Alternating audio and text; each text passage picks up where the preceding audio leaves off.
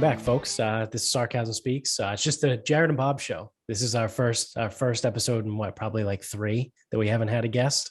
And it's also nice because we don't have to worry about the Zoom kicking us out because I don't have a license. So I was talking to Spencer about that because obviously he has a podcast, friend of the show. Shout out to Spencer. Did he start it up? Yeah. It's pretty good. He only has 2 episodes out right now. Did he get the 7-Eleven guy? No, he bailed on him. Wow, he like texted him. He texted him and was like, hey, I just like, I'm not in the right mental space to be on a podcast right now. And Spencer was like, all right, dude, like, that's fine, I guess. But like, it's nothing serious. Yeah. So you should get Antonio Brown. That would be interesting. What is your reality right now, Antonio? Yeah, holy shit. Because I was talking to Spencer and he was going through the same thing because he was saying that he also doesn't have a license on Zoom, and he's like, yeah, it's $150 for the year to just to get a license, just to have unlimited recording when you have 3 or more people. So, is it no issue if you only have 2 people? Yeah. There's no limits. Okay. There's no limits on a 1-to-1 meeting. Okay. But as soon as you have 3 people, then they limit you to 40 minutes. Gotcha. Unless obviously you're licensed. But I don't know. I have a feeling I may just end up doing it. We'll see. Yeah. So start a GoFundMe. Yeah. Oh, you know what I thought of too is just using like I guess I could still use. No, I don't know. We'd have to figure it out. But splitting it with Spencer, like we'd have to just pick whose email address we want to attach the license to. Yeah, but then if we both use it, then it's like, all right, cool. Well, now it's only $75 for the year. Yeah. So let's merge. We're gonna start a media network. We should. Yeah, I tried to do that before. You tried to start a media network? Not legitimately, but with I tried to get Finn and Vinny. They were going to start their own podcast. That's how we ended up. That's how we ended up with the extra microphone. No, because remember we only had 2, and then Vinny gave us our 3rd one. Yeah, because Vinny bought one. Because him and Finn were going to do a podcast. He said they recorded like 2 or 3 episodes and then just never did anything with it. I actually thought of an idea for another podcast, even though we do a podcast. I think it would be a good idea. Now, someone else can go out there and actually execute on this and steal my idea, and that's fine. I'll just take 20% royalties. Because once you're out there and you've done it, I'll fucking know who you are. So we went to go see Spider-Man the other day. And when you were over, I think that's when I added them to the library because you were over on Friday. Yeah. So I did it while you guys were there. So I added them to the library on Friday. So I woke up Saturday and I had eaten actually so much food on Friday that I felt fucking awful. So like we were going to go out Saturday. We're going to go to Davio's. I'm like, I can't fucking eat Davio's. So I'm like, hey, how about seeing a movie? She's like, well, I don't want to just see a movie. And I'm like, fuck. I'm like, all right, well, we can go to the sushi place in Dedham because I can't eat the way I ate last night. I felt awful. Yeah. We ate a lot of food. Yeah. Just too much food. Yeah. So I got home and I was so dehydrated. Like I looked at Amy and I was like, I'm so thirsty. And she was like, yeah, same. Because like all we did was eat a bunch of red meat and potatoes. And then I had like two bourbons and like 1 glass of water. Like by the time I got home, I was like I'll tell you right now, I did not shy away from seasoning that food. Yeah, but it was fucking delicious. So we decide we'll go to the sushi place and then we'll go see Spider-Man. I'm like, wait, I don't remember either Spider-Man movie. I'm like, I thought I did for a second, but I don't. I don't remember Oh, either one. Not one. Not. I didn't until I like realized I'm like, oh shit, I don't remember anything about either one. So I go into the library. Luckily, they had recorded or whatever. I don't know. However the fuck it worked. So I watched the first one in the morning or during the day. mhm. And then I got through a lot of the second one. And then I remembered how the second one finished. And I'm thinking in my head, I go, man, it would be awesome to have a database. Now, it would have to be, I don't know how it would work, but to have a database where all the podcast is like a 20 or a 30-minute movie recap. So I'm thinking Marvel specifically, but it doesn't have to be Marvel specifically. Right. But, I'm sitting here and I'm like, oh shit, I'm going to go see the new Spider-Man. I don't remember the events leading into the others, or I don't remember the first two movies. It would be really fucking cool if I could just listen for 20 or 30 minutes to someone break down the movie. Yeah. And then I'll remember because I have already seen it. Instead of having to watch the whole 2.5 hour movie over. Correct. And it's like, for me specifically, that's one drive for me. So it's like I could listen, like if it was, say it was the 20 minutes or say it was a 30-minute synopsis, I could have listened to the first one on the way to and from the grocery store. And then while I was putting stuff away, cleaning stuff up, getting stuff ready, cooking whatever I was cooking, Yep. I could have listened to the other one too. Yeah. So there's your $1 million idea, children. Yeah. So when are we going to do it? I don't know. Where do we start? I don't know. Probably just start with the Marvel movies. Yeah, I got a lot of free time. The only thing is, it's like I would have to like either rewatch or take notes or like redo the Wikipedia pages because Wikipedia gives you just enough, but not enough. Yeah, like in the plot subheading. Yeah. Yeah. Because then the other thing too is like people don't really want to read. No. Well, again, because I'm saying like if it like I was thinking in the car. Right. Like that would have been like the easiest way for me. And then it's only like, 40 minutes to an hour of having to recap. And again, I've seen the movies already. So I'm not suggesting this for someone who's never seen the movie because it's probably not going to make any fucking sense to be that brief. Never mind, if I say, MJ and Ned, and you've never seen the movie, what the fuck do those two names mean to you? They mean nothing. Right. But if I say MJ or if I say Zendaya, then it's like, oh yeah, shit. Okay. I remember her now.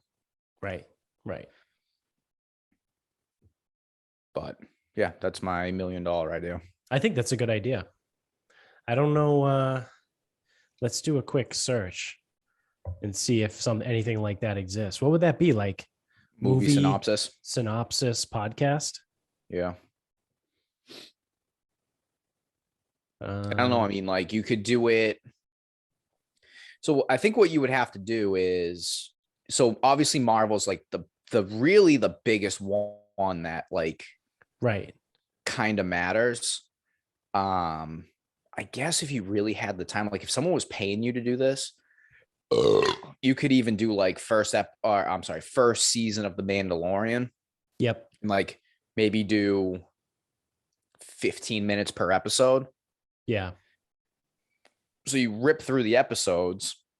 So if you want to watch Boba Fett that just came out, you're not completely lost. Or like if you want to recap WandaVision because you know that she's going to be in the next Doctor Strange movie, you don't have to go through like obviously it's easier just to go through it all. But I'm thinking like in my situation where it's like I don't remember either movie, I don't have time to watch both. Now I came very, very, very close to watching both, but yeah, that's just because I had them in the library. But I'm not seeing anything that exists that's like that. A lot of the movie podcasts, I mean, this is the first website that I went to, but this is like, so the number one listed one is Script Notes, which is a weekly movie podcast that dives into all things interesting to screenwriters. That's not it. I'm suggesting a very, very niche thing that breaks down the movies where if you say that you're going to go see Doctor Strange come next May, and you weren't ahead of the game and you didn't prepare or you don't want to, whatever, you can go to the database, and this is where you'd have to probably have a website accompanying it. Like it would all come out through Spotify or whatever, but you'd have to have a website, as the website would be the database. So you can find Doctor Strange. You can find probably this Spider-Man, maybe WandaVision. Like it's hard to say exactly everything that's going to be contained, but that's like a start. Yeah. So the second one on this list is also not really it. It's like an expansive look on it, like each individual movie. I don't know, like it sounds weird. Like it's called Zoom. I think the whole point of it is looking more into the movie, like giving you more in depth. I don't want more. That's not it. The third one on this list, this is kind of similar. It sounds like it's called The Rewatchables. Bill Simmons and a rotating series of hosts discussing movies they can't seem to stop watching. The co-hosts humorously break down each movie into its most rewatchable scenes as they remember their initial viewings and evolving interpretations. Context, it seems, is everything. This seems a little bit more opinionated, like, like I think this or that, whereas like I think what you're saying is like, hey, this is just what happened. No, I mean, like say it's the first John Wick movie. Yeah. No, I understand what you're saying. I'm just I'm going through this list that I found. None of it. I don't think there's going to be something out there that gives the the next one is You Must Remember This. That's the podcast for all things Hollywood, secret scandals, forgotten histories. Denzel is the greatest actor of all time. That's not going to be it. I'm not even going to read the description. How did this get made? That's not going to be it. Still processing. Hosted by Paper Culture. Together wrecking the culture in its diverse incarnations. That doesn't sound like it's going to be anything close to what we want. Black on Black cinema. That's not going to be it. I also don't know how long would it actually take to recap a 2-hour movie with giving the details you need, but not the details you don't. Yeah, I would say 20 minutes or less. You know what I mean? And it would also depend on the format. Would it be like us, like a back and forth conversational, or would it be a single person being like, hey, this is everything that happened? Did you listen to the Crime and Sports with what's his name? Oh God, what the fuck did they call him? The center from the Raiders. No, I never listened to that. What did they call him? I forget what they called him or what he was described as. So there was 2 of them on the podcast, and the way they would go is like, let me just use what's a movie? Okay, so Forgetting Sarah Marshall, I can almost recite that whole movie. Yeah. But it's weird because I don't have it in front of me. So it's like I don't exactly know. Like the opening scene to Forgetting Sarah Marshall is he's in his apartment. Sarah walks in to break up with him. He's naked, which is pretty funny. It's inconsequential to anything that's going on. Yeah. So he's naked. She's trying to break up with him. Eventually she pulls it off. So the next thing, he's talking to Bill Hader. Bill Hader's his brother-in-law. Don't remember his character name. And he's trying to convince him to, get back on it. So they go out, they go to clubs. He's trying to, sleep with whoever, doesn't really get it done. So then he says he needs to go on a vacation. Peter tries to go to Hawaii, and Bill Hader says that's a terrible idea. He goes to Hawaii. And then you could jump in and then take it from Hawaii, like whatever. I don't know. I mean, it would require some coordination and organization. Yeah. Yeah, no, that's true. We could definitely do it like that. But it's something it's just something I wanted. So I think it's I think you're not alone, right? And I think where you're going to get the bang for the buck there is series and sequels, right? So like doing a 20-minute or less review of Forgetting Sarah Marshall, like doesn't really mean anything to anybody. But if we But if did you the three do Matrix movies, right, or you Matrix just came do out. all of the Marvel movies, Yep. or you do, you know what I mean? Because they're going to keep making those in perpetuity, essentially, you know, or you do, and then you include the Disney Plus series, or like the John Wicks, or the Harry Potter. Well, not so much the Harry Potters right now, but no. You would do the Fantastic Beast series though, you know, because that's an active Harry Potter series. Yeah. Or even like with Bond, I know one doesn't necessarily exactly often go into the next, but like the Daniel Craigs were all linked by the same like villains. Yeah. The Daniel Craig James Bonds organization were more of like a they were more serial than any of the other ones, right? Like But each James Bond before that pretty much was like its own standalone movie. right. Well, actually, you know what's funny? If you really look at it, they all do still stand alone. I'm talking all of the Daniel Craigs. They still are standalone movies, but they were intertwined by Spectre. Yeah, the Spectre thing with Mr. White, whatever.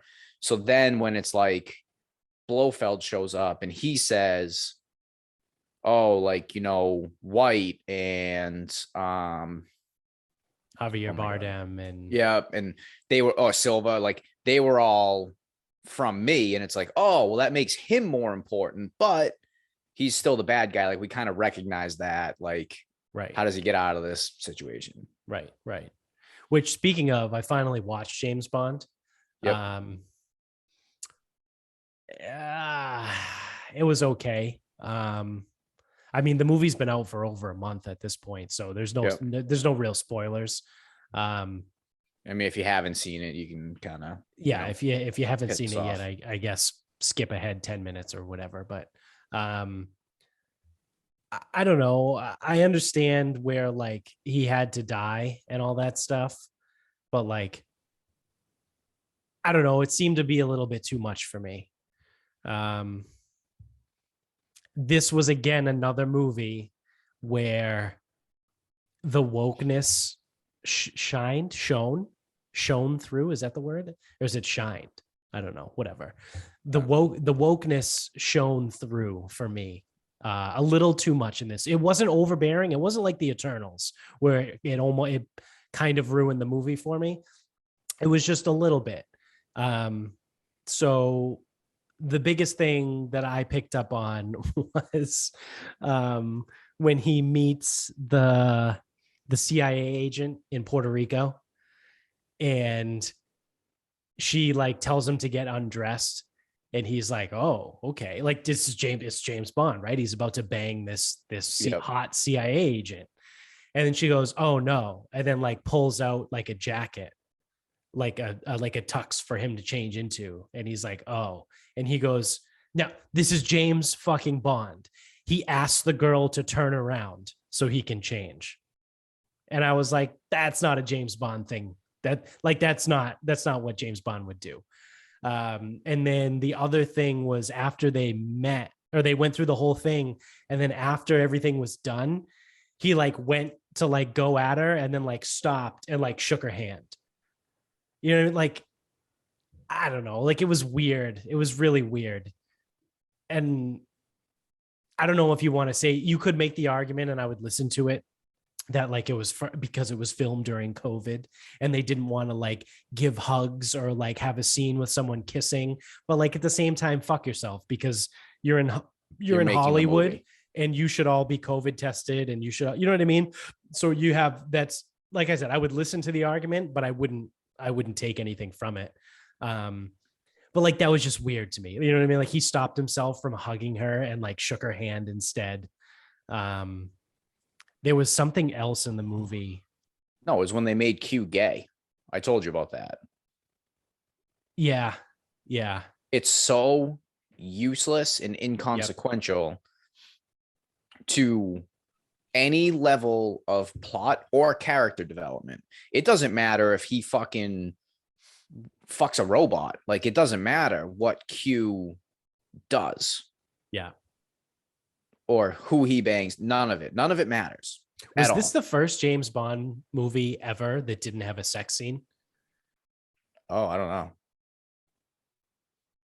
Wasn't paying attention. It might have been. But yeah, like that was the one. It's like I told you, because I was like, this is completely inconsequential to the plot. I go, they make Q gay, right? Which it doesn't matter, but it doesn't add anything.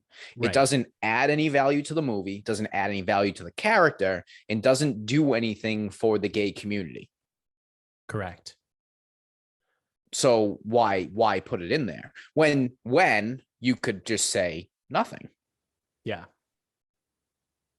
Because it didn't add, like, seriously, it felt like they just threw it in there. So like that's the other thing too, is it's like, try to be woke, but you just threw it in there. Like, what value did you add to that community? You did nothing. Right. What did you add to the character? Nothing. Yeah. Unless you like, and that's the thing, is like, the gay community is not going to look at it and be like, ah, yes, we can claim Q as one of our own. Right. And it's like, they're not, one, they don't care. No. Two, Q's contract is up. He might not be back. Yeah. So I would love for him to be back. I think he's a good Q, but Q might not be back. Like, that would be even more damning if you yeah, you made him gay in a 10-second span, and now he's gone. Yeah. So like, what are in fact we doing here? And then there was the whole like the daughter angle. Like, I don't know. It was just weird. It didn't feel like a James Bond movie to me. No, it felt like a Daniel Craig series culmination. Yeah. Yeah. Like, you know, the third Star Wars was almost like episode 3 or episode 6. Episode 9. Okay. All right. Well, there we go. Yeah. Which I haven't seen since I saw it in theaters. Yeah. Episode 9 seemed like a tribute to the fans for sitting through episode 8. Yeah. Because episode 8 was so bad, they were like, fuck, man, we got to get this back. Like, we got to. It wasn't that good of a movie. No, it wasn't. But you felt good watching it. Yep. That's what this new Bond felt like. So now I still think Skyfall's the best. I think Spectre. I think Skyfall, Casino Royale, and Spectre. I think if they ended the Daniel Craig like series after Skyfall, would have been amazing. Like, you didn't need Spectre. You know, you didn't. And that's the thing, is I thought Spectre was good, but now that Blofeld's out of the equation, and like the way he went down too was kind of lame. And the Spectre angle's gone too. So it's like, why did you do that movie that wouldn't necessarily be, it's not like a prequel, but you almost reintroduced the most important criminal organization to this movie series. And then you killed them all. You killed them all like a bitch. Which, if you want to say that accomplished showing that Rami Malek, or is that how you pronounce his name? Yeah, I think so. If that was to show that Rami Malek was probably the most brutal villain that we've kind of dealt with. Yeah. Okay. I'm not buying that, but okay. Which I kind of almost agree on. Like, I'd have to really think about it, but he was fucking brutal. But you can also make the argument, like, if he was that bad and he was like the baddest of all the bad, why did all of and I recognize, obviously, it's not real life. It is a movie. But like, what was the point of going through the first 4 movies with Spectre when, like, if Rami Malek really was that bad, he could have just fucking got in the picture from the first film. You know what I mean? Like, yeah. And I know it's not a real world, And I know No, and they it's don't. done I for a don't. reason, but They didn't write it as a world either. Like it wasn't all gonna, culminate. Like, dude, when they made Casino Royale in 2006, they weren't gonna say like, "Hey, we're gonna get Freddie Mercury in here and he's gonna fucking really fuck shit up." Like, yeah, yeah. no, that's not really how Bond movies go. I That's don't even think not. when they made Casino Royale, they knew that they would have Daniel Craig for 5 movies. Yeah, I don't know what the original deal was, but you could tell like Quantum, they wanted to put it out there and it wasn't well done. Yeah, Quantum sucked.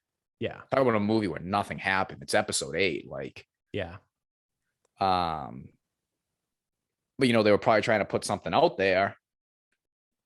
And it's like they made it a bridge to nothing. I don't know. It was really weird. Like, because I remember when I first saw that movie, I mean, it probably came out, 2008, 2009? probably, yeah. I'm like, well, I guess we'll see what it leads to. It led to nothing. Yeah. Like, at all. Because the next movie was Skyfall, and Skyfall was sick. But on its own. Like the whole second movie, like all of Quantum, you just had Bond was just like bitchy about Vesper dying. Yeah, which he was supposed to be the whole time, but it's like that was like another thing too. It's like I understand in the books, like Vesper Lynd was a big deal, and like she was there from the beginning, but like I don't know, it just didn't feel right. Yeah,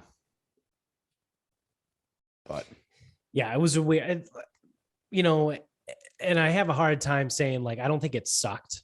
Like I wouldn't say that it sucked, but it was more of a tribute. Oh, so know. the point I was trying to make with the Star Wars reference, that was a tribute to the fans. I think this was a tribute or a culmination of Daniel Craig, because I'm sure in the past, and every movie has stood alone. Like it's very rare that a villain comes back. Right. It's very rare that a villain comes back in his same form. Like even Blofeld, like would come back as a different actor, but like it's like, oh yeah, well in the books they say he was a big fan of plastic surgery, so it's like he comes back looking different sometimes. It's like, oh okay. Yeah.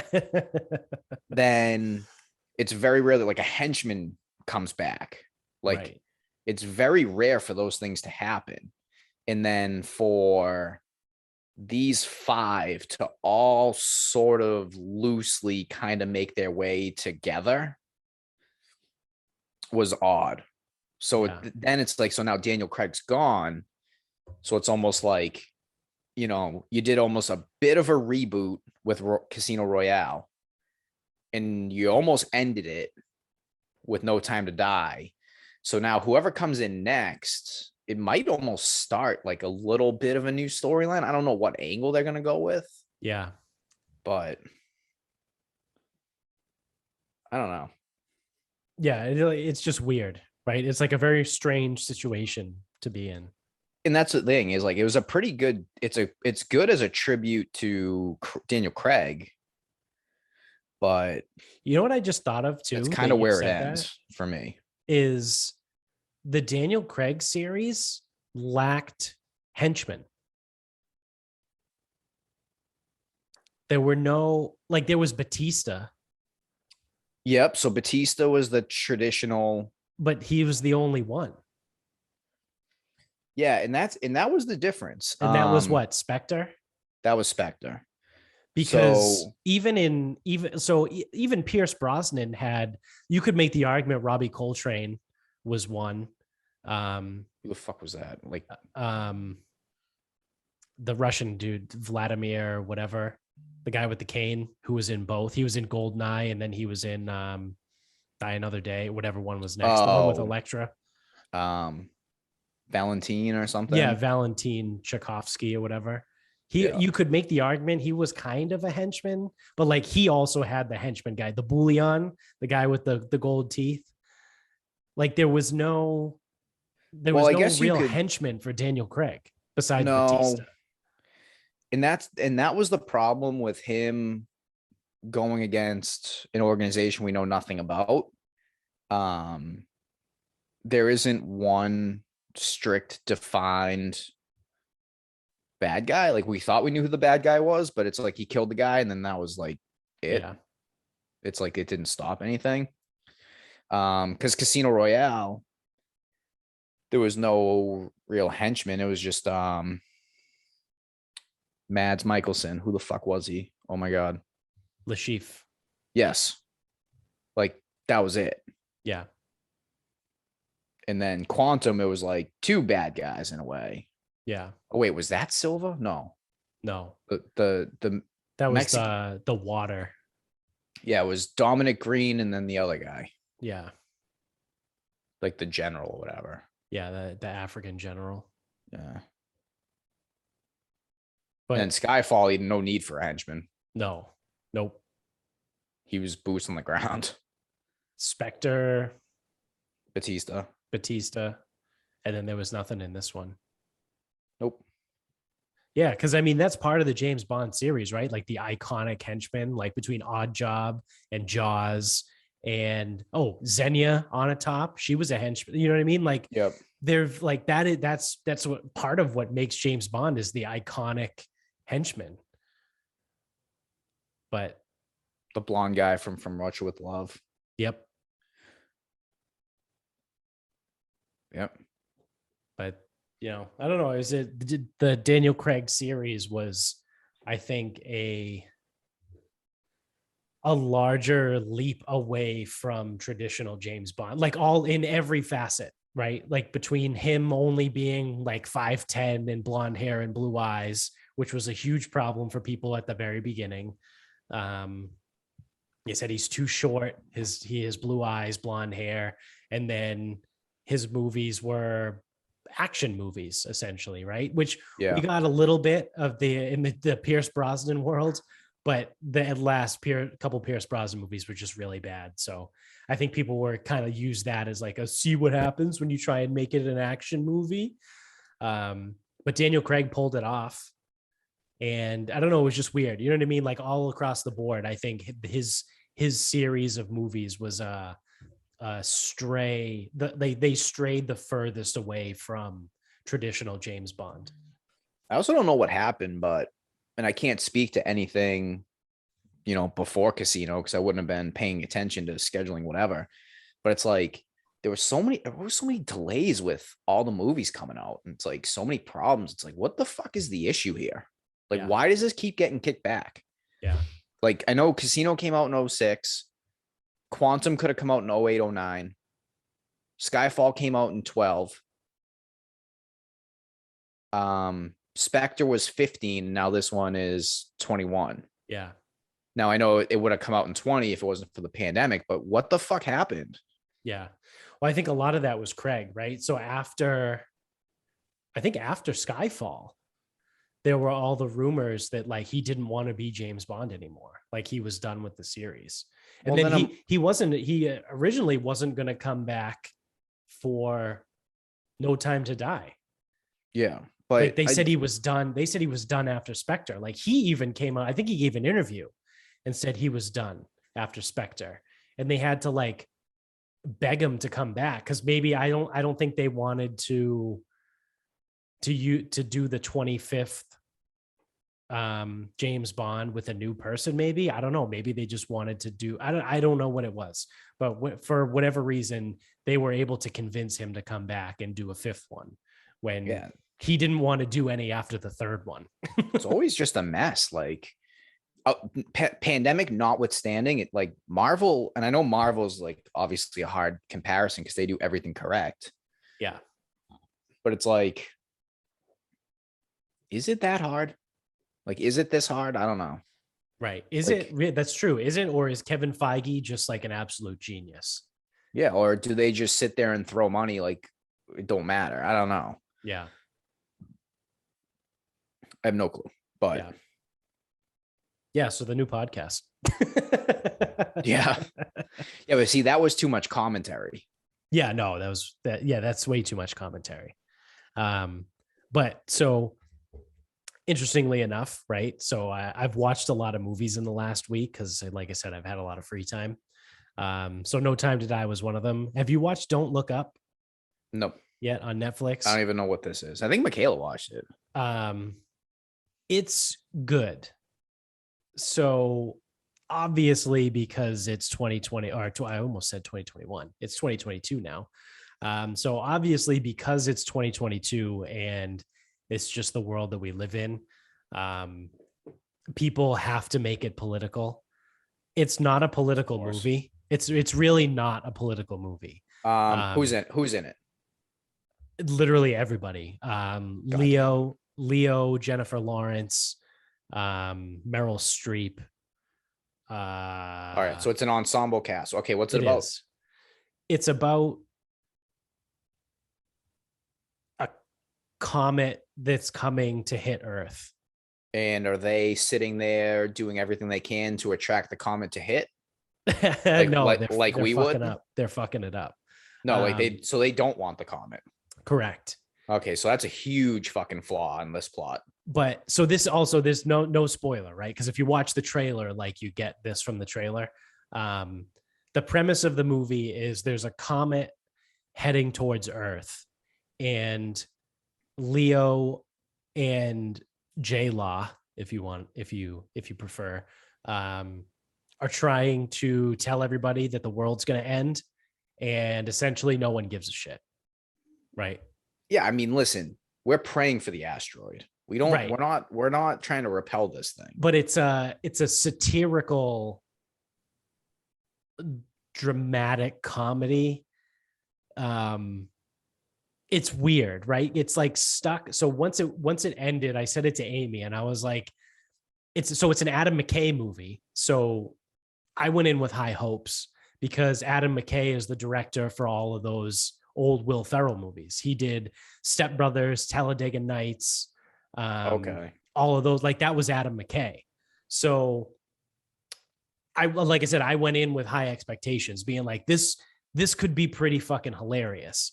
But I think it was stuck between a movie that wanted to be a full-blown comedy, but also wanted to be a drama. You know, like it wanted to be, it was too serious to be a comedy, but it wasn't funny enough to be a comedy. You know what I mean? Like it was stuck. Like it wasn't Step Brothers, but it also wasn't like Armageddon. You know, like it was like stuck in the middle, and it felt weird at sometimes. Some parts were hilarious, right? And then the whole time it was a satire. So you also had like little things here and there that you pick up on, and you're like, oh, okay, I get it. Like everyone sucks, right? Like the world sucks. I get the satire here. But it's worth a watch. You're not going to waste your time. You know, it's not a waste of 2 hours or 2.5 hours, however long it is. But it's not a movie where I'd be like, oh my God, that was awesome. You know, like I'll watch Step Brothers whenever it's on TV. Like if Don't Look Up is on TV, I'd probably watch it. But I'm not like, you know, I'm going to look for something. I'm going to check the rest of the guide first. You know, like if Jurassic World is on, I'm going to watch Jurassic World over Don't Look Up. You know, it's like one of those things. Like, you know, it's like I said, it's a fine movie, but it does feel like it's kind of stuck in the middle of a couple different things. But like I said, I would watch it. I would recommend it to people. I think it's funny.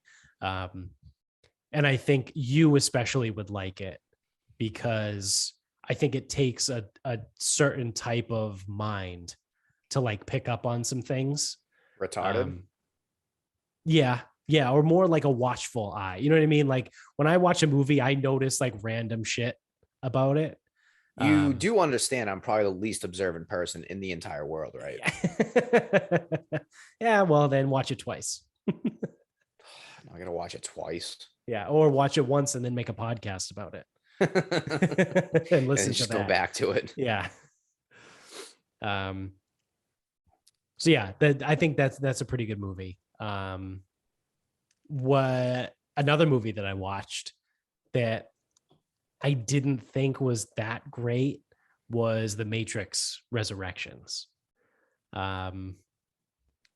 That's another one along the lines of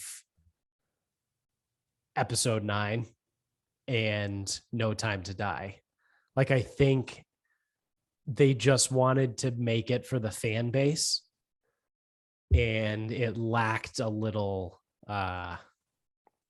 substance, right? So like this one, I don't really care about spoiling or not, because it's the Matrix and it's a very niche audience, and I feel They've like probably already seen it. Yeah, they would have already seen it, right? Because it's on HBO Max. Like that's true. That's a good point. Like the people that are going to watch Matrix Resurrections have already seen it. Yeah, or anyone that would be like really bummed that we spoiled it, again, probably would have already seen it. Exactly.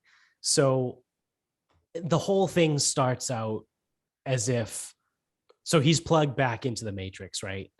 And the whole thing starts out as he's a video game developer, and they've convinced him that Matrix. They call him JP.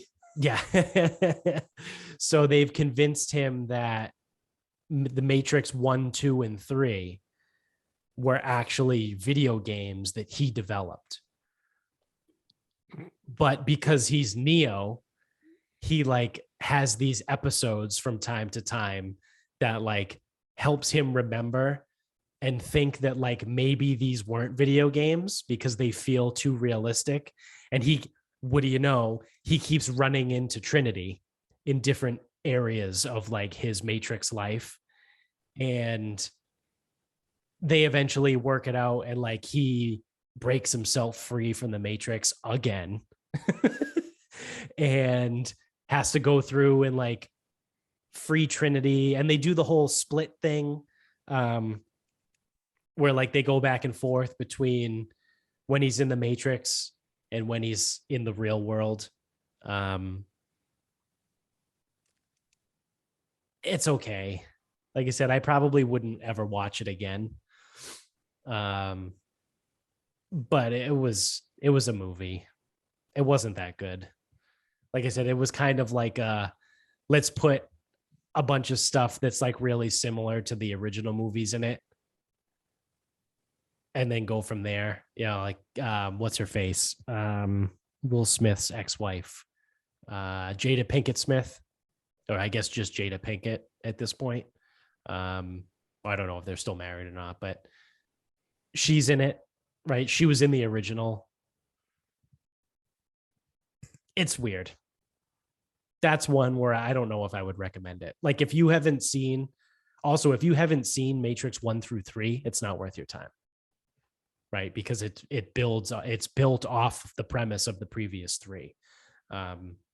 Whereas like even some of the parts in 3, I didn't really remember. So like I didn't understand. You know what you needed? A podcast. A podcast summing it up in 20 to 30 minutes. Yeah, exactly. Because in 3, I forgot that when at the end of it, they fly their ship into like the Matrix, like the big robot thing, and they die, but they like fry all the circuits and everything. So like, but then they're alive. So it was just weird. It was weird because I think I've only ever seen Matrix 3 once. But I've seen the first one and the second one a bunch of times. So it was just weird because I was like, aren't they dead? But maybe they're not. And then they go back to them dying. But then like the whole reason they give of them like being dead, Neil Patrick Harris is in it. So like, and like he's like the overbearing like program who's also Neo's therapist in the Matrix. It's just weird. And I'm guessing that he isn't himself from Harold and Kumar. Yeah, no. himself or him as himself. Acting as himself in Harold and Kumar is fucking phenomenal. Yeah.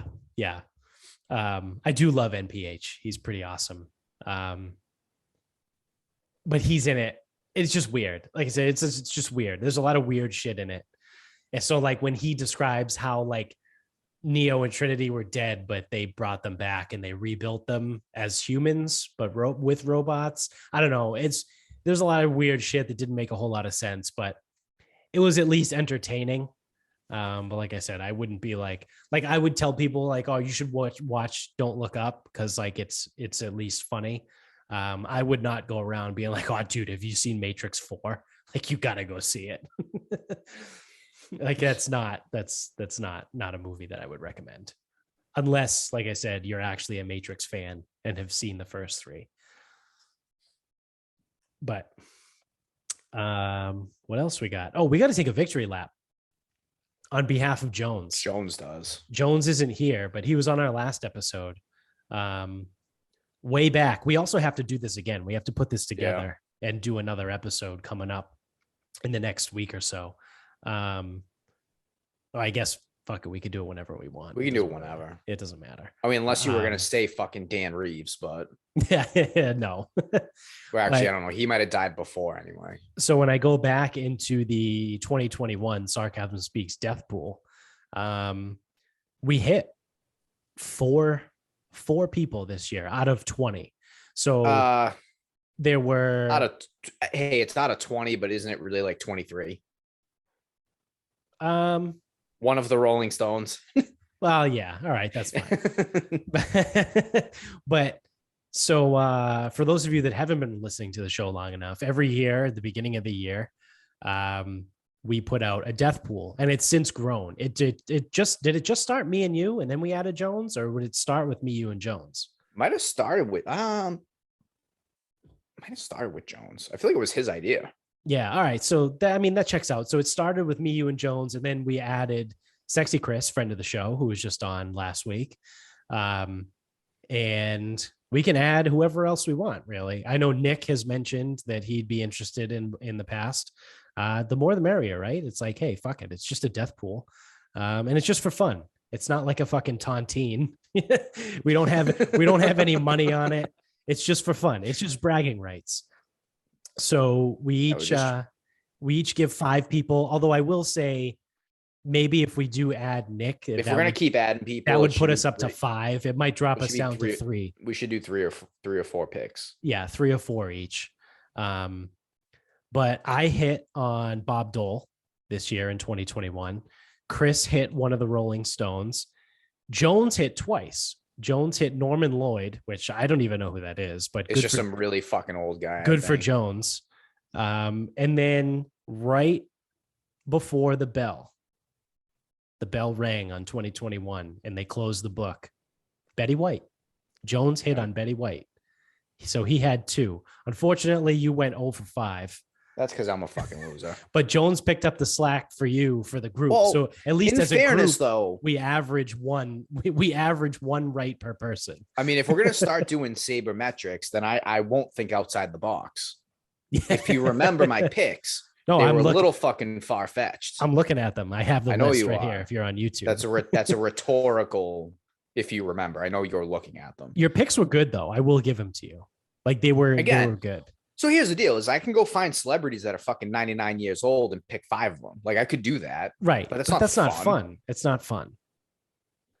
It was funny too because I was talking to Mary about this. Also, loyal listener. Shout out to Mary. We were at dinner, because she asked about it, and I told her like we don't do repeats. No repeats. We don't. Actually, this is the only time we only have a. Is this our only database though? No, I have the 2021. Okay. Yeah. Because I have no clue. The 2020 list. Not when I say 2021, that's obviously sounds weird to me. But I have the 2020 list and the 2021 list. So I said we don't do repeats. We also try to keep it like relatively like normal, right? So like the very first year we did it, we put Prince Philip on the list, like one of us did. But like obviously Prince Philip didn't die until this year. But because that was a running joke for a while, is we would save before this year, really, is anyone we put on our list, we would save them for 1 year and they would die the next year. The next year. Because I think we had that might have happened to us twice in 2020 for the 2019 pool. Okay. Yeah. I think. Yeah. I don't know if we have the 2019 anywhere. We'd have to probably go back and listen. Yeah. But yeah, so no duplicates, no terminally ill people, right? So we said like we obviously couldn't put Alex Trebek or Ozzy or Chris Mortensen. Like we Actually, talked about him last year. I think Jones went with Ozzy though before he was terminally ill. He did. He picked him for 2020, I believe. But obviously he's still kicking. And then we didn't find out he had Parkinson's until this year. Well, officially until this year. I think we all knew something was wrong with him for a long time. The guy couldn't fucking speak like English or any words, barely. So, yeah, we have some fun with it, right? So we get some good ones. I feel like we've come up with some good ones over the years. So that's our victory lap there. I'm trying to look back and see if I had the 2020 list. I don't think it's on my phone, but I had it somewhere. You got anything else before we wrap this up? Well, I mean, you kind of ripped through every movie. So I'd also like to put out there that Mortal Kombat, not very good. The new one? Yeah. Big surprise. And the best part is, and this doesn't ruin anything, they keep talking about this tournament, and then the tournament never happens. It's awesome. Like they literally, and again, so like what they try to do is just like make tribute to Mortal Kombat. Yeah. Yeah. So don't bother. Don't bother with it. Nope. Well, I just officially lost my my fantasy football league championship. Despite having Jamar Chase on my team that got 65.6 points, the rest of my team did absolutely nothing. I had Ronald Jones got 3.7, Javonte Williams 4.2, Zeke got 4, and my kicker got 2. So I have 139 points. The guy I'm going against has 137, but my team is done, and he has Justin Jefferson tonight. So all Justin Jefferson... Sean Mannion is throwing to him. Yeah, but all Justin Jefferson needs to do is catch one ball for 10 yards, and I lose. So... Yep. There it is. This is why we don't play fantasy football, folks. Yeah. It's way easier just to not play. And it's one of those, like, you know, you always play the game and you look at like your bench guys. Like, because I was between Ronald Jones, who ended up getting hurt in that Tampa game anyway. And I think he left in either the second or the third quarter. So he only put up 3.7. So I was thinking about starting Chase Edmonds over him, who put up 13.2. So that's essentially add 10 points, right? So now I would have 149 against this guy with 137, but still he has Justin Jefferson tonight. Like, Justin Jefferson is good for, you know, at least 15 points. So even if I had Chase Edmonds, it still wouldn't have been enough. So what can you do, right? I don't know what you can do. Stop playing fantasy. That's what you can do. It's great. And talking to people, there's like a million better ways to do fantasy. Yeah. Well, the funny thing is this is my work. Well, my old work league. And this is back-to-back years that I've lost in the championship game in my work league. And also the funny story about this work league is it's cursed, because this is our third year that we've done it. Or maybe it's the fourth year. I don't know. It's either the third or the fourth year that we've done it. And every single year, someone in the league doesn't make it with the company until the following year. I do like that. So this year it was me, and I happen to be the commissioner. So I'm done with that league. They can, if they want to fucking run it, they can start their own league. As soon as this is over, I'm wiping it off Yahoo.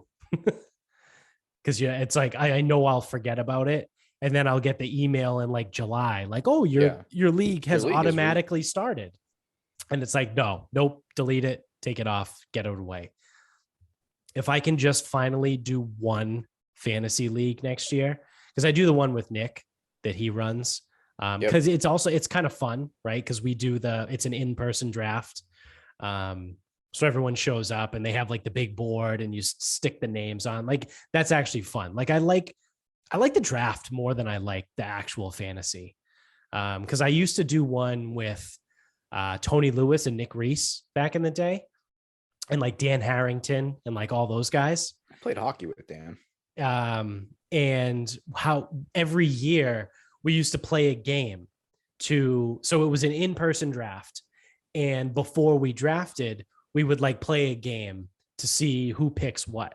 So one of the years, for instance, it was bobbing for nips. So they filled up a cooler with 10 different nips. So it was like whatever, McGillicuddy's, Smirnoff root beer, fucking Fireball, like whatever the nips were. So you would just stick your head in and go bobbing for a nip, and whichever one you would come out with, everyone drank it at once. You drink your nip, and then someone who wasn't there, like wasn't part of the league, had a list of what each one was. So they would read it off and be like, all right, if you had the root beer Smirnoff, you have the 10th overall pick. And then if you had Dr. McGillicuddy's, you have the 9th pick. And then they would go down the list and let everyone know. So that was pretty cool. Like I said, like each year we would play a different game. One year was cornhole. I think it was like they put sticky notes, like the Post-it notes, like under the holes. So if you threw the beanbag and it went through one of the holes, you pull the sticky note from underneath that, and like that's the draft pick that you got. So it was cool, right? And that's what I mean. Like I like the draft more than I like the actual fantasy season. You know what format you may like? The Guillotine League. What is that? Not matchups. Whoever finishes last that week, you're out. Oh, really? So you need 18 teams. Yeah. And their rosters get recycled back into the free agent pool. But I think the league that the guy was telling me was there is I don't know if it's salary cap or a point cap, but like you can't just, if some guy loses Mahomes and Hill, you can't just go out and scoop them up if you already have like Devontae Adams and like all these guys. Like you have to like still manage the roster a little bit, but right. Now what that does is you could be done after week 1. Right. But it also avoids I had the second most points this week, but I lost my matchup because I went against the guy who had the most points. Story of my fucking year in the Knicks league. Like I was the number one person with points against, and it wasn't even close. For a second, let me see if I can pull it up real quick.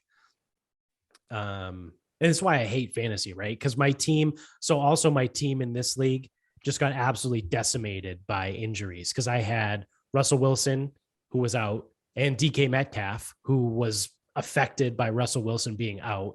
Then I had Calvin Ridley, who just quit football because he didn't want to do it anymore.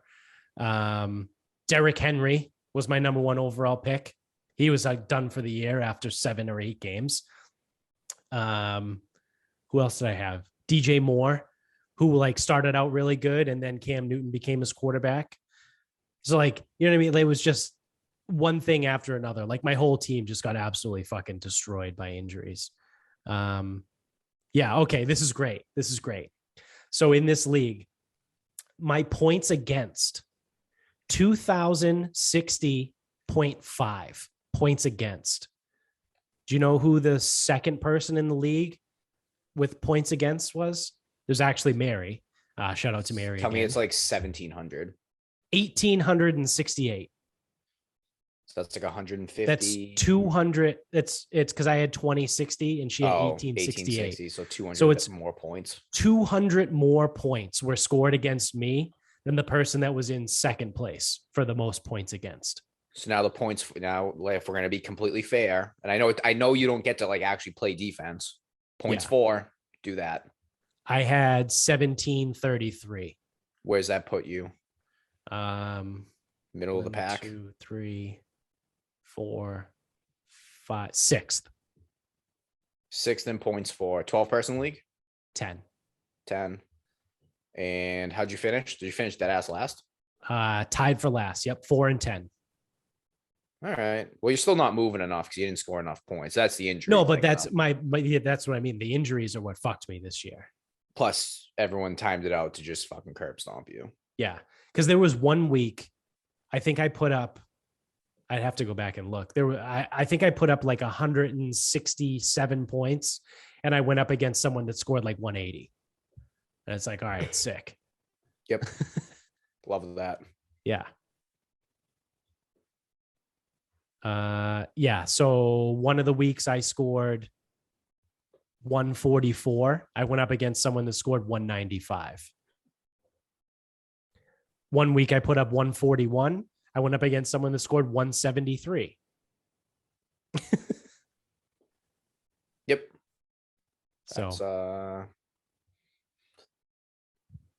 that's kind of why I hate fantasy. So yeah. So like I said, if I can just do Nick's league next year and not do any other fantasy, and finally, for like 3 or 4 years now, I've been like, I don't want to do fantasy. I just want to play one league, and that's it. Because then inevitably you run into the bullshit too, where it's like you have one guy in one league and you're playing against him in another league. And that's so fucking stupid. That's just dumb. Like it's the dumbest fucking thing ever. So I am really, really hoping I can just do one league next year and just be done with it. So I can only suck in one league instead of, all of them. Even though, like I said, I'm back-to-back second place in my work league. So wrap this up. This up. It's time. I hit a scratch ticket for $1,000 over Christmas. So I used to work with the lottery. I've never won. I know anything over 600, you got to go to the lottery. So I'm trying to figure out when the fuck I'm going to go to Braintree, because it's the closest one, but not that close. Yeah. Takes me half an hour to get there from work. So I'm trying to figure out when the fuck I'm going to get there. We're dealing with COVID shit all over the place. Like people around, not around, working, close contacts, vaccine. Like it's a fucking disaster right now. Yeah. So I finally have a window to go. So I'm sitting at work. Chris asked me, he's like, oh, hey man, could you like cover the 12:30? I'm like, dude, like I'm trying to get out of here this week. Like I really don't want to hang around. I want to go. So I have a kid, 10 to 10:45, finish with him, and someone pulls in. I'm like, great. So now I got to wait because I'm the only one here. Got to wait for someone else to get here. So I plan on leaving, getting there like 11. Don't leave till 11:45. Sick. All right. Half hour there. So we get to the lottery, go up to the window, hand over my ticket. She's like, oh, you need a slip. I go, oh, my bad. I don't know what I'm doing. Yeah, I've never done that. I've never actually won before. I'm usually, have you seen me? I'm a huge fucking loser. Yes. So does the slip provide any info that's not on the ticket already? No, but whatever. It's the process. Okay. So I didn't know. Fill out the slip. Right. So got the slip, fill it out, go over to the counter, hand that. I go, oh, an ID, right? She goes, yep. And then I'm like, all right. She goes, oh, have you been here before? Well, nope, haven't been here before. She goes, oh, no, I need proof of Social Security. I'm like, fuck. I'm like, I didn't look that hard on the website. Maybe it's there, maybe it's not. I don't really know. Whatever. Yeah. So I go out to my car. So I don't have proof on me. She's like, oh, you can get a W-2. I'm like, I don't have a W-2. So that's out. I got to go get my card. I'm like, fuck. I was going to kind of like, again, not be at the gym. But if I hang at the house for too long, getting back over to Braintree is going to be a fucking process. So I go back. I'm like, kind of like, I'm just like standing in the kitchen. I'm like, I don't know what I want to do. I don't know if I want to like relax or if I just want to go back. So whatever, I just go back, get the ticket, cash the ticket. And I'm just like sitting there and I'm like, man, how much more of a fucking loser could you be? Because my biggest pet peeve always has been people who hit big bitch about having to go cash the ticket at the lottery. It's always been my pet peeve because when I was at Stop and Shop, some woman hit for 10 grand. Wow. On a $2. She bought a $2 ticket and hit for 10 grand. Holy shit. And she's like, oh, like, she goes, can you look at this? I'm like, and I'm looking at it. I'm like, and I just look back at her, go, it's a pretty good hit. she's like, yeah, what do I do? Like, she doesn't play scratch tickets that much. I'm like, well, I'll scan it through. You'll get a little printout. I go, you got to go to the lottery with it. And she's like, oh, where's that? I go, Woburn's the closest one. Oh, I have to go all the way to Woburn? I'm like, well, I ain't giving you 10 grand cash.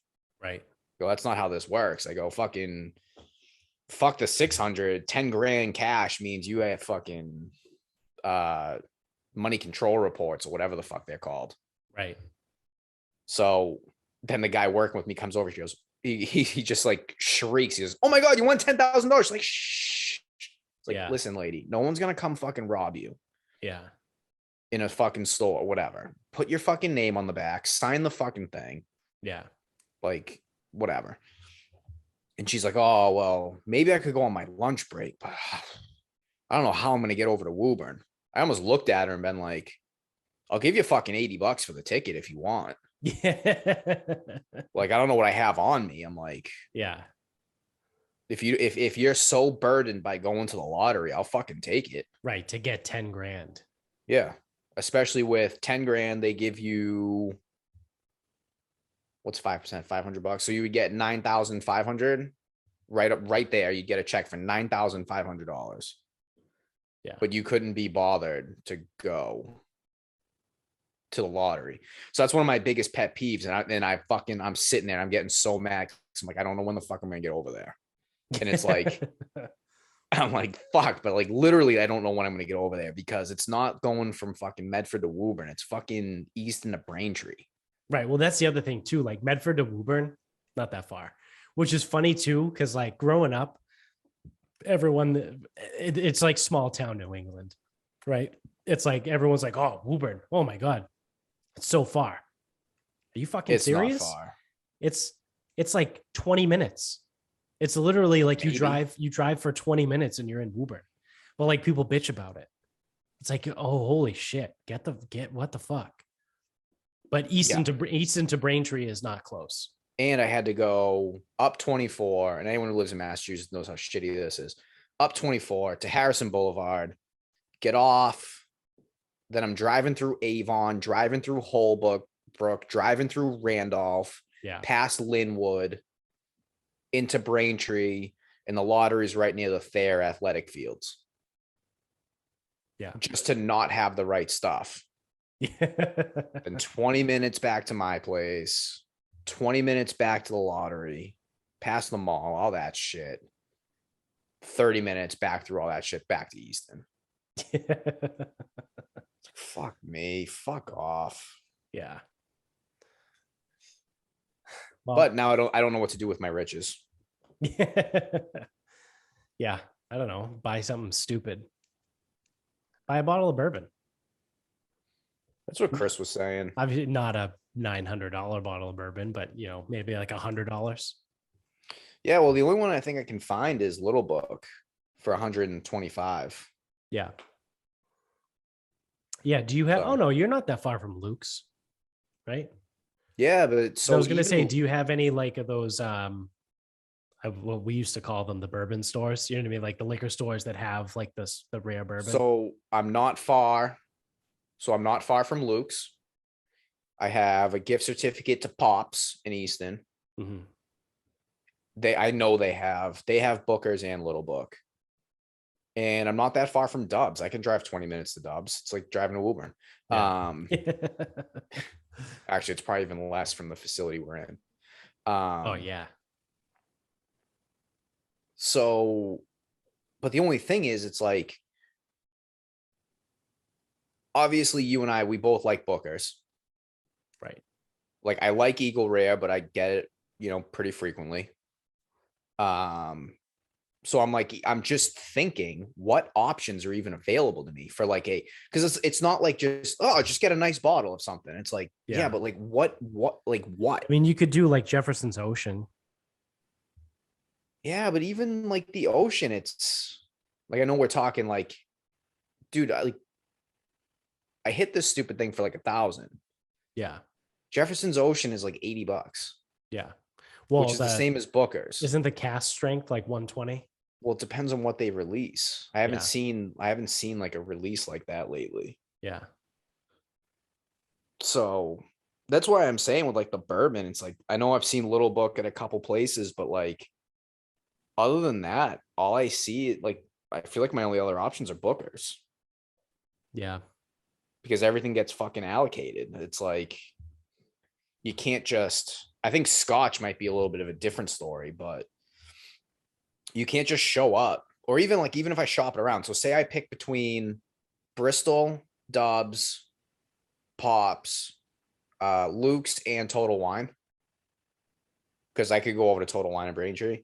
Yeah. There's no guarantee that I'm going to find something that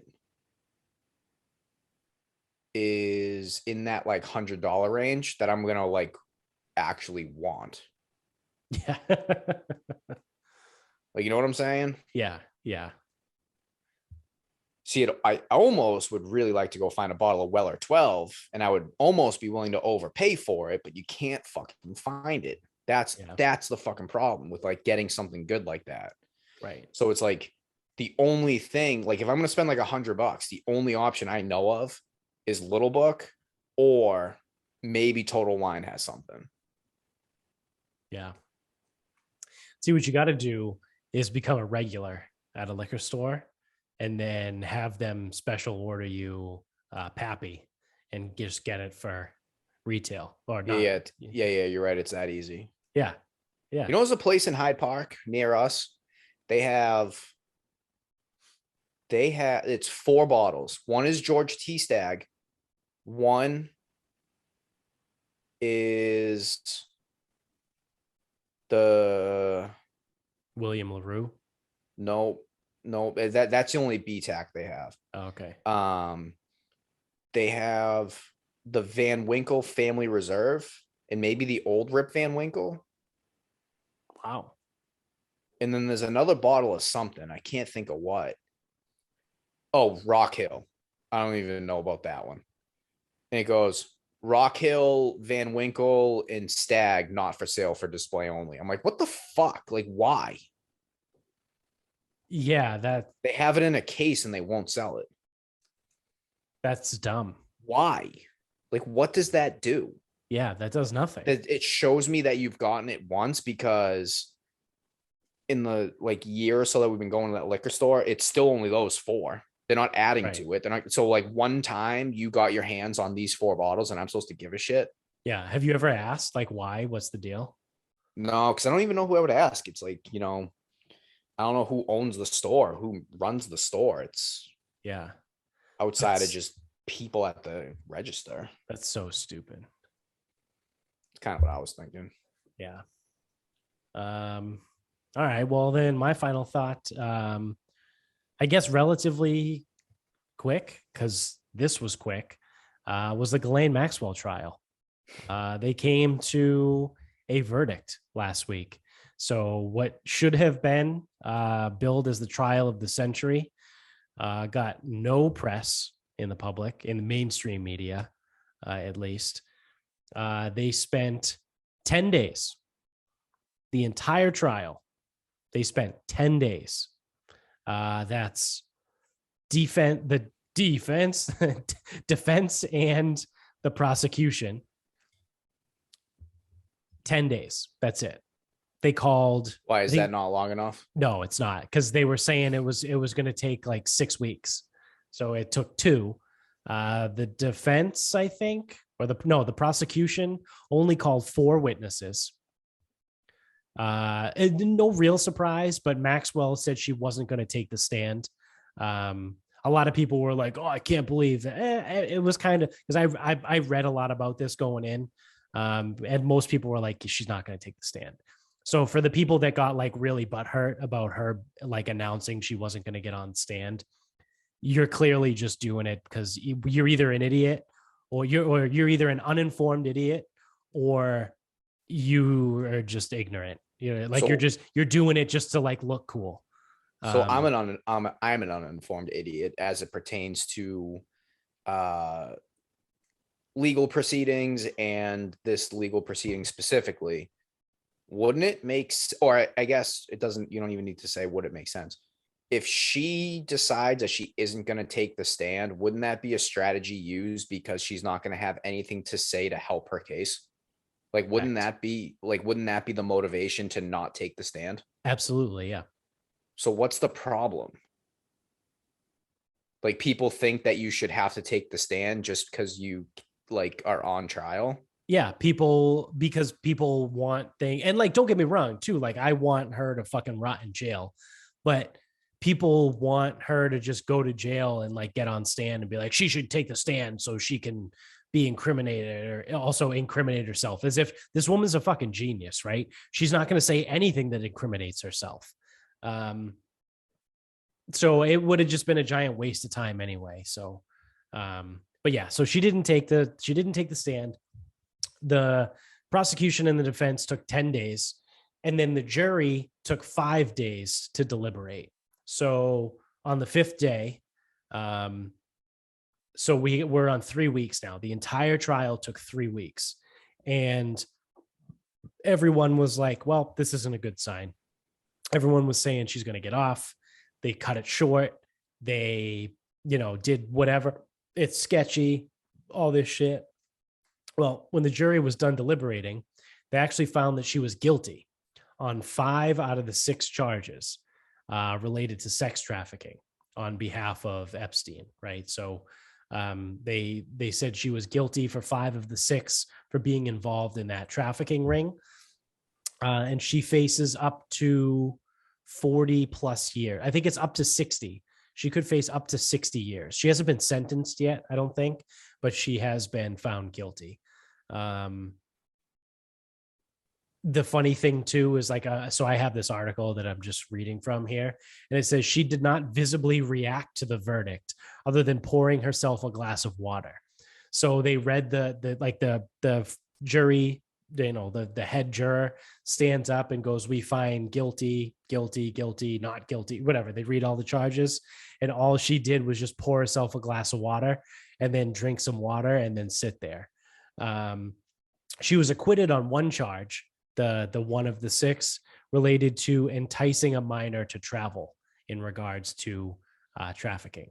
So they found her not guilty on enticing a minor to travel across state lines, I guess. So the U.S. attorney in Manhattan, where the trial took place, said Maxwell was guilty of, quote, one of the worst crimes imaginable, facilitating and participating in the sexual abuse of children. He added, quote, the road to justice has been far too long, but today justice has been done. I don't know. It's going to be interesting to see how this goes, how it plays out. Pay attention over the next 6 months or so. See if, so again, the mainstream media probably isn't going to cover much of this, but if you start to see some sex trafficking rings get blown up, right? If people start posting that stuff on social media, which is sad because that's really, like I said, the only place you're probably going to see it. and then quietly, right? Because this trial was pretty quiet. So if quietly her sentence gets reduced, you know, she's feeding names, you know. I don't think it's going to be a complete like overhaul. You know what I mean? Because the other thing too, people are flipping out right now, because everything from the trial was sealed. All the documents were sealed, so the public has no access to them. Everything that was in, because they also have Epstein's black book of all of his contacts. That's been sealed and kept from the public, so no one has any access to any of this stuff. Nothing to see there with either one of those. Right. And obviously everyone is looking at that like, oh, well, who's in the book, or what are the names, or why is this, or why is that? Like, start releasing the names. I think you're not going to get that. Unfortunately, like I said, it goes too high.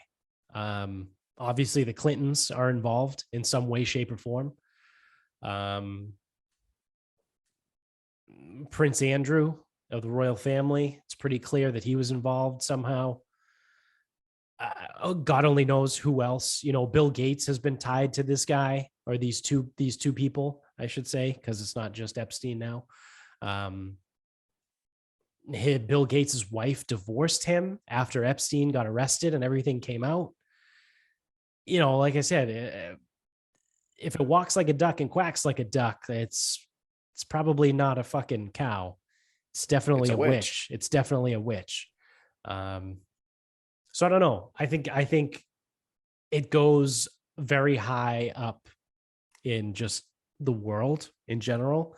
And I don't think we'll ever find out who it was.